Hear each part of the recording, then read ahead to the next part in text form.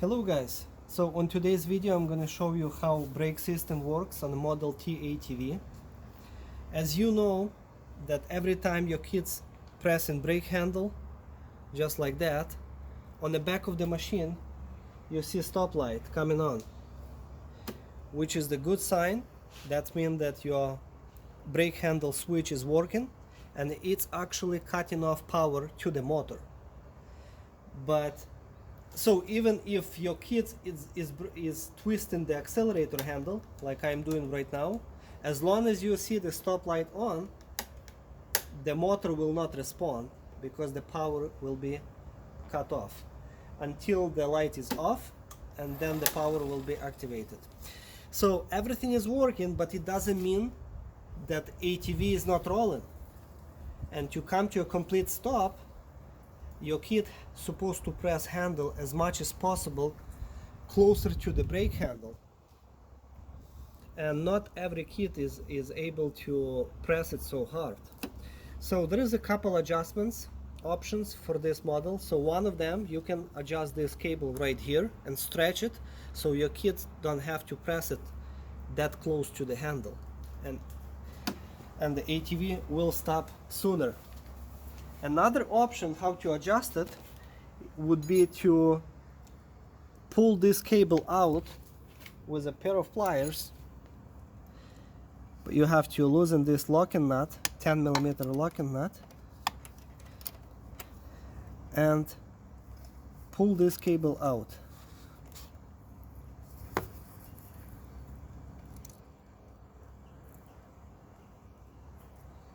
Okay?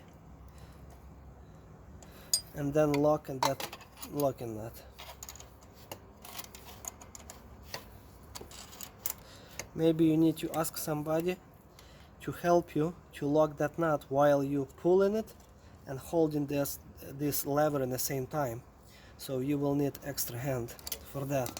So this way it's going to be more responsive brakes than before. And number 3, more detailed adjustment would be the brake caliper pads. So I'm going to show you with a flashlight here. So you have a outer and inner brake pads, and as you can see, there is a gap right now between the brake discs, and the two pads, and I will show you how to adjust those brake pads. So you will need a plastic, some kind of plastic or metal filler gauge that you can put between the brake disc and the pad, that you know how close it's going to get to the disc. In my case, I just used the plastic from one of the packaging parts that came to me, so I just cut it and I'm going to reuse this clear plastic. Now, these two bolts with the springs are responsible for the outer brake pad. So if you are going to turn this bolt, adjustment bolt, towards you, like this, it's going to get that brake pad closer to the disc. So I'm not sure if this one is okay now or plastic will still fit. Okay, so mine barely fits, which is good. I don't need any more adjustment, and it's pretty close, as you can see, really nice. But the inner pad, it has a big gap. So let me show you how to adjust that inner pad. You will need an 8mm wrench and loosen this locking nut right here on this middle shaft. And now with a 2.5mm hex key, you need to turn it clockwise, which is like up in this case. And every time you're going to turn that middle shaft, hex bolt, it's going to bring your pad closer to the disc.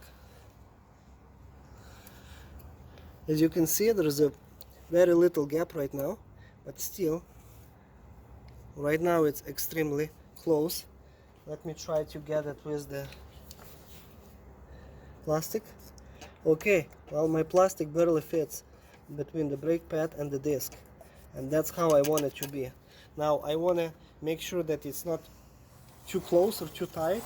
Try to spin my tires, wheels, still spinning freely, which is good. Now I'm going to lock this nut. You have to hold this middle shaft and lock this 8mm nut. Okay. Okay, now if you look again, you will see that both brake pads are really close to the disc. So which means that your kids doesn't have to press that handle that much to make it to a complete stop. So let's try. Let's look. Now I'm pressing as an adult, I'm pressing just a little bit. I see the stop light is on, which is good. And I have a very little movement of this lever right here. And when I try to spin with my hand, that's impossible. So that's how I want it to be responsive, that my kids don't have to press it so hard. Alright? Thank you. Bye.